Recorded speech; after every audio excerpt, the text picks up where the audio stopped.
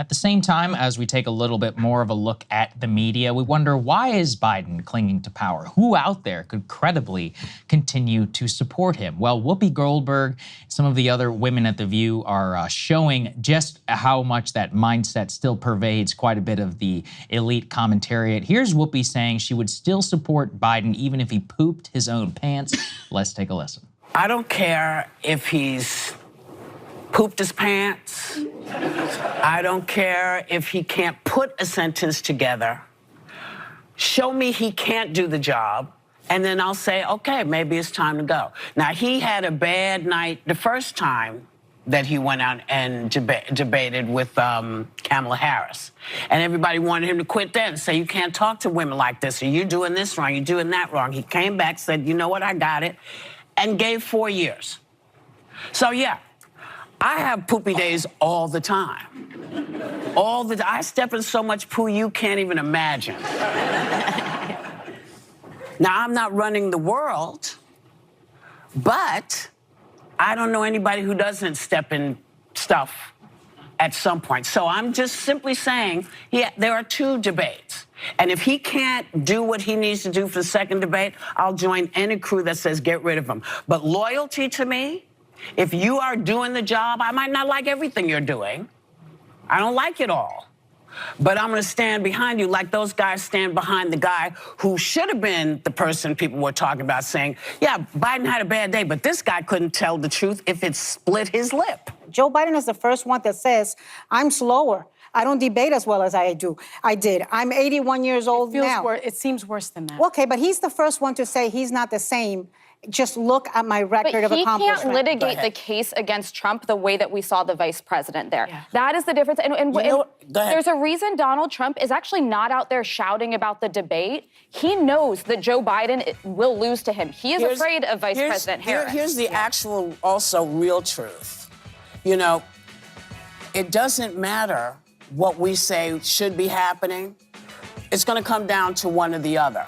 Right. Very astute analysis there at the end. Ana Navarro saying, well, he's the first to say that he doesn't do well. But look, that is the perfect example of the whole, like, Biden, like, the same ladies who are accusing people of being in a cult, that's what being in a cult looks like. I believe in loyalty. I would vote for him. I don't care if he pooped his pants. You also shouted this out. They're like, I'll look for the next debate. The next debate's in September. Yeah. It's after the DNC. There's nothing you can do at that time. It's before the election. She knows. Yeah, of course she knows. Yeah, run out the clock. Yeah, she actually even directly makes the comparison. She says, I need to have loyalty the way that the other side has loyalty to Trump. She actually directly says that. Yeah. If you listen to what she's talking about, like the other guy they should have been talking about, we need to have that same kind of loyalty. It's like, okay, that's where you are. And listen, I don't share this analysis, but I can respect someone who says, listen, if it is Trump and Biden, I think Biden is the lesser of evil of the two. I support more the direction of the Democratic Party. I'm voting for the entire administration, and these are terrible choices, but I got to do what I got to do. Okay, I think that's a reasonable argument to make. But to pretend like, first of all, there's no other options available right now, to pretend like your priority is beating Donald Trump, but you're sticking with Joe Biden. To pretend like you don't have any credible doubts right now that he can't do the job today, as Whoopi Goldberg says. And to set the bar at even if he poops his pants, I don't care. Like, it's just an incredible commentary of where we are as a nation right now. What a sad, declining, dying empire.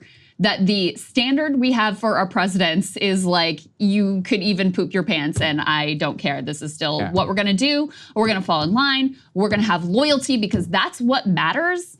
Loyalty to this man who thinks he's some like God king over commitment to what might be best for the country according to your values. I don't know. It's just sad. Alyssa Farah, actually, that's her name, right? Yeah, Alyssa Farah. Yeah. Actually speaking some truth there too about how Trump has been pretty quiet because he doesn't want Biden to drop out of the race. This is working out perfect for him to be hobbled and pathetic and unable to even barely hobble around the country to campaign, but still hanging in there strong based on his ego and his crackhead son. This is perfect for Donald Trump. Yeah, and look, if we continue, down this road, this idea of loyalty and all of that, it's for what reason? Biden is in a worse position for a Democrat since 2000. George W. Bush is the last person beating Democrats this badly in the polls. And that's not me. That's CNN's Harry Enton, who fact checks Biden's interview and statements where he's like, actually, I'm in a better polling position than ever before. Don't believe the polls. My internals show something different. Take a listen. Right now, Donald Trump leads in an aggregate of national polls by about 3 percentage points. If you go back 4 years ago at this point, Joe Biden was ahead by 9 points. This right now don't look anything like what we saw 4 years ago at this point. I then decided to take it a step further. What was Biden's worst 2020 polling position? He was ahead by 4 points, which basically matched what he ended up beating Donald Trump by in the national popular vote. So this 3-point advantage for Donald Trump is Donald Trump's best position versus Joe Biden, whether you include the polls this year or you include the polls last cycle. The idea that the polls underestimated Joe Biden last time around, simply put, does not hold any water, Mr. Berman. Who outperformed their July national polls? This is major elections during the Trump era. We can start in the midterms, right? Take a look here. This is a 2022 midterm. Wow. This is a generic congressional ballot. In fact, Republicans were underestimated by a point. They outperformed their July polls and the actual result by a percentage point. You go back to 2018, Democrats did outperform their polls, but just by a point. Basically, the polls were right on at this particular point in the midterm elections. We talk about the presidential race. Last time around, Donald Trump actually did better in the results than his July polls by 5 points. You go back to 2016, you see something very similar. That is, the July polls actually underestimated Donald Trump. He outperformed his July polls. So the idea in the Trump era that the polls have underestimated Democrats, whether it be in a Joe Biden matchup, whether it be a matchup against Hillary Clinton, whether it be in the midterms, at least in the national polling that right now shows Donald Trump in his strongest position, simply put, is not true. If anything, the polls have underestimated Republicans during the Trump era, especially in the presidential races in 2016 and in 2020. Okay, so let's just take that very clearly. And this, Krystal, this is what the rational, look, there are a few, let's say like 5, maybe 6 House Democrats who have actually come out and called for him to step down. Mm-hmm. What I find amazing is it's not Ilhan Omar, AOC, Ro Khanna, any squad people who have legitimate policy beefs. It's like normie Democrats from like Minnesota or Washington, and they're like, I just want to win. I like Biden, but I don't think he's well poised to win. Why are they more rational and courageous, frankly, being able to look at this political case than Ilhan Omar? Like, what is happening here? I mean, okay, here's my best attempt at explaining it. Yeah. Number one, if you're a centrist, you have less fear of being like excised from the party because there isn't this like ideological war on you. So there is that, but they still deserve credit. The Angie Craigs of the world, Adam Smith of the world, they still deserve credit for coming out because it still does obviously take some courage to do, especially at this stage. I think there's some like 4D chess thought going on with the Bernies and the AOCs and whatever of like, well, we don't want to be the ones because they really hate us and distrust us. We don't want to make this ideological.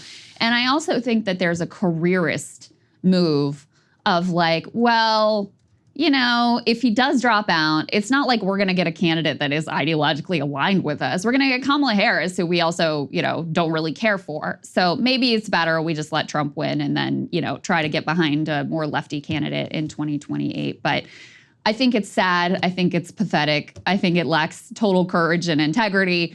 And here's the other thing. It's like, you don't have to say anything, right? To come out affirmatively like AOC did, like Ilhan Omar did. Bernie Sanders has been Joe Biden's like biggest defender. I think with him, it also comes down, he's always personally liked Joe. He's got this soft spot for him. He couldn't attack him in the primary in 2020. So I think that's part of it for him. Like Joe was nice to him back in his early days in the Senate or whatever. I don't know, but it's pathetic. It's utterly pathetic that these are the people who are supposed to be, the opposition, the adversarial faction within the Democratic Party, and they turn out to be the greatest bootlickers. Yeah. Amazing. And amazing. Look at the rhetoric of Adam Smith. This is a normal guy. He's from Washington. He's been in Congress for a long time. He's a high-ranking Democrat. He's on a freaking Financial Services Committee. People in D.C. know who the hell he is. listen to the way he articulates the case against Biden. Let's take a listen. Well, look, I think he should step aside. I think it's become clear that he's not the best person to carry the Democratic message. And here's the thing. We have an incredibly strong message and record to run on. And in all respect to the president, he's done a great job. The president has shown he is not capable of delivering that message in an effective way. Just because, I shouldn't say just, because that 90-minute debate was a lot, but is this based entirely on that event? No. What is? There was concerns leading up to it in the terms of the president's ability to deliver a message, and it hasn't gotten better since the debate. That's it. Yeah. Super basic, right? Yeah, we respect you. It's like what Abigail Disney. We thank you for all the work you've done. We're moving on. You can't do the job. Yeah. This is basic stuff. And, I don't even think he's articulated it in a particularly offensive way. He's not like, oh, he can't even walk or any of this stuff. He's like, look, he can't do it. He showed us that. There were some concerns. We have a good record. Let's go in a different direction. Yeah. Why is it so hard? I am kind of sick of all the, Biden is so amazing. He's such a great guy, incredible. It's like, why don't you ask the people who in Gaza we're about to talk about? There could be as many as 200,000 people who've been killed. They're like 10% of the population, how nice of a guy Joe Biden is. But put that aside for a moment. The people who are coming out, I think you have to conclude are people who, number one, are potentially more politically savvy and see where the ball is ultimately going to bounce. Mm-hmm. And like I was saying before, how it's not going to reflect well on anyone that, who stood up for Biden in this moment and who tried to cover for him in this moment, tried to deny reality that was in front of all of our faces. It's not going to work out well for them. So that's number one. But number two, I think these are probably people who really believe the rhetoric about democracy's on the ballot and this could be the last election and it's all on the line and Project 2025 and like we have to put everything aside and really marshal our resources and put forward our best case to try to defeat that man. If you really believe that, you would be behaving the way Congressman Smith and Angie Craig and I think Quigley was another of these, other congresspeople who have come out and said, like, he has to step aside. If you really believe that, it's very clear that that's the posture that you would take. So for these other people who are running cover for him, like, don't come to me in the future pretending like this is an existential election. You clearly don't believe that. You don't believe that. So, I don't want to hear it in the future about what a danger Trump is or what a fascist he is, what a threat to the republic, because you do not believe that. You have been exposed in this moment as utterly full of shit when it comes to any credibility on the question of what a threat Donald Trump is. Hey, if you like that video, hit the like button or leave a comment below. It really helps get the show to more people. And if you'd like to get the full show ad-free and in your inbox every morning, you can sign up at breakingpoints.com. That's right. Get the full show, help support the future of independent media at breakingpoints.com.